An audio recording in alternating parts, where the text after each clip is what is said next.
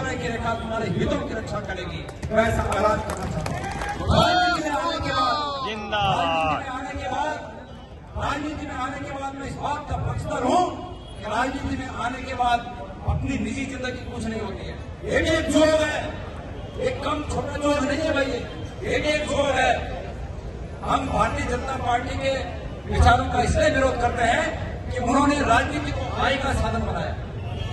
अभी बीच में विधानसभा में हमारे एक माननीय विधायक ने एक बात कही कि जो पहाड़ से आने वाले लोग हैं, विधायक हैं, उनके देहरादून में मकान है।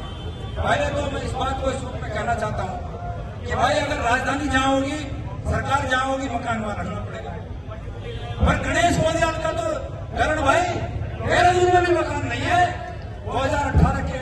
2017 के इलेक्शन को हारने के बाद मैंने अपना मकान बेचा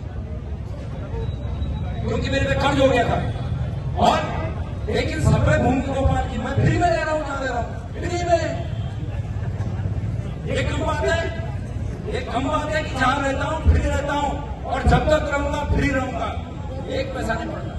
तो सवाल ये है कि मुझे इस बात की फिक्र उतनी नहीं है कि मेरा क्या होगा, हमें इस बात की फिक्र है कि हमारे लोगों का क्या होगा। आज आपने देखा विभिन्न विभागों में तमाम भ्रष्टाचार मचा हुआ है। मैं अभी माननीय हमारे प्रधानमंत्री जी आए थे, मैं उनका प्रधानमंत्री है इसलिए बहुत आदर करता हूँ और करना चाहिए, क्योंकि हमारे देश के पता नहीं कितने करोड़ों लोगों ने वोट देकर उन्हें प्रधानमंत्री बनाया। भाई हम तो उम्मीद कर रहे थे, हाथ जोड़कर निवेदन कर रहे थे कि उत्तराखंड के रजत जयंती वर्ष में 25 वर्ष से पूरे होने को हैं।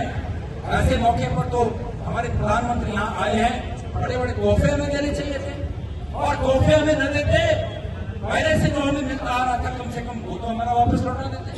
हमारे युवा सड़कों पर भागकर अपनी सेहत बनाते थे कि हम फौज में भर्ती होंगे।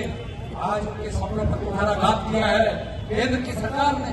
हमने हाथ जोड़कर निवेदन किया, आदरणीय प्रधानमंत्री जी कम से कम हमारे उस हक को लौटा दीजिए।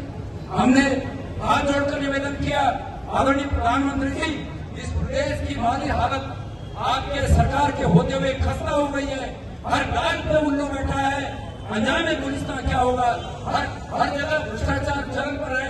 माननीय प्रधानमंत्री जी आप ऐसी घोषणा कर दीजिए कि उपनल के माध्यम से विभिन्न कार्यदायी संस्थाओं के माध्यम से जो कार्योजित किए गए टेम्पररी सरकारी विभागों में लोग हैं, कार्मिक हैं, हम एक साथ उनको चरणबद्ध तरीके से, समयबद्ध तरीके से परमानेंट करने का काम करते हैं। माननीय प्रधानमंत्री जी आप घोषणा कर देते, लेकिन नहीं किया और कह देते कि अगले 20 सालों के लिए, अगले 10 सालों के लिए इनके ऊपर जो खर्च आएगा उस खर्च को केंद्र सरकार वहन करेगी। लेकिन ये नहीं हुआ। आदरणीय मेरे साथियों, हम सरकार चुनते हैं, मैं प्रदेश की जनता का आह्वान करना चाहता हूं। हम सरकार चुनते हैं किस बात के लिए? हम सरकार अपने हित के लिए चुनते हैं कि धर्म के लिए चुनते हैं?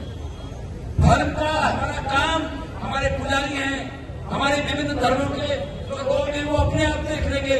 और गणेश मोदियाल तो इस बात पर विश्वास करता है कि भारतीय जनता पार्टी के ये जो सरकारें हैं ये लोगों को इस रूप में गुमराह करके बनी है कि हम आपके धर्म की रक्षा करेंगे। ये भारतीय जनता पार्टी पर जो लोग विश्वास करते हैं इस रूप में जो हमारे धर्म की रक्षा करेंगे, मैं उन्हें गीता का एक श्लोक कहना चाहता हूं।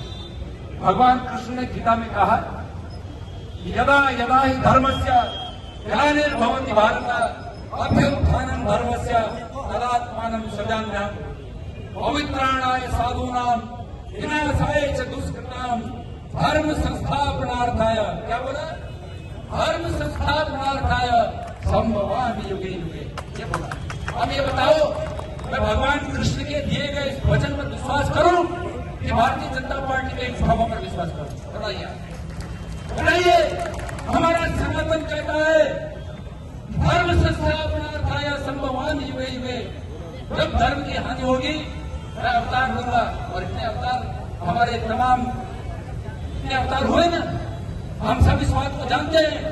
तो वो लोग वो इसलिए बीजेपी को समर्थन देते हैं कि वो धर्म की रक्षा करेंगे।